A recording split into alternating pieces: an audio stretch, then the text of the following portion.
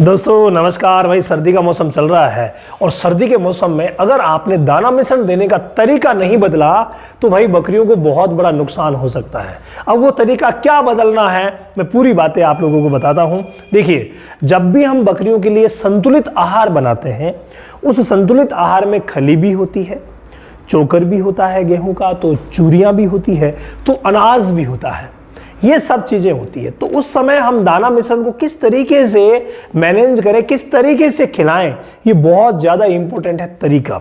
देखिए, खल जो है अगर आपने सभी चीजों को बारीक पिसवा लिया है और एक मिक्सअप कर लिया है तब आपको उसको पका करके ही देना है, यानी गर्म करके देना है। ये विशेष ध्यान रखिएगा, क्योंकि सर्दी के मौसम में अगर आप थोड़ा गर्म आहार देंगे तो बॉडी टेम्परेचर मेंटेन करने में बकरी को मदद मिलेगी और एक्स्ट्रा एनर्जी खर्च नहीं होगी, और वो एनर्जी जो है वो दूध के रूप में, मांस के रूप में हमें मिल जाएगी, फुर्ती के रूप में हमें मिल जाएगी। तो ये बहुत ही जरूरी तरीका है। अगर आप खली अलग से दे रहे हैं तो खल को तो आप भिगो दीजिए, कोई तकलीफ नहीं है, या सूखा भी दें तो चल जाएगा, लेकिन अनाज को बकरियों को हमेशा ही सर्दी के मौसम में आपको पका करके देना है। गर्मी में आप जैसे चाहें दे सकते हैं, कोई दिक्कत नहीं, लेकिन सर्दी के मौसम में आपको पका करके ही देना है ताकि शरीर की ऊर्जा, शरीर की गर्मी मेंटेन रहे। इसके लिए ये बहुत ही ज़्यादा ज़रूरी चीज़ है कि आप करें। अब रही बात चोकर और चूरी की, तो आप खल के साथ भी दे सकते हैं भिगो करके, तो आप अनाज के साथ भी दे सकते हैं।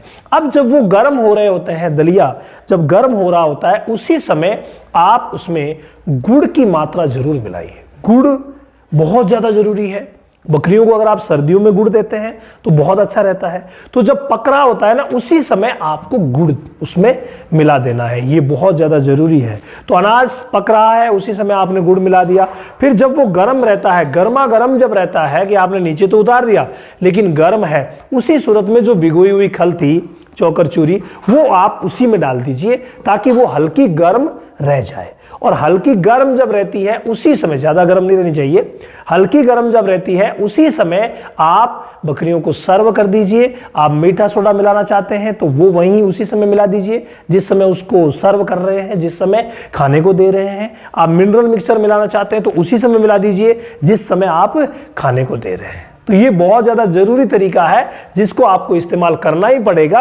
अगर आपको गर्म करके नहीं देते हैं आप तो भाई नुकसान होगा सर्दी के मौसम में। तो ये विशेष ध्यान रखिए, एक मामूली सा तरीका बदलाव करके आप बहुत अच्छी ग्रोथ अपनी बकरियों की ले सकते हैं। इसके अलावा अगर आप बकरी पालन को कंप्लीटली साइंटिफिक वे में सीखना चाहते हैं, बकरियों की हर बीमारी का इलाज आप बारीकी से सीखना चाहते हैं, तो हमारा जो बकरियों का ऑनलाइन सेशन है उसमें आप हिस्सा ले सकते हैं। जो व्हाट्सएप नंबर दिए गए हैं इन पर व्हाट्सएप करके बकरियों की जो A to Z ट्रेनिंग है उसका आप हिस्सा बन सकते हैं, या फिर आप रामावत एनिमल ऐप पर भी विजिट कर सकते हैं।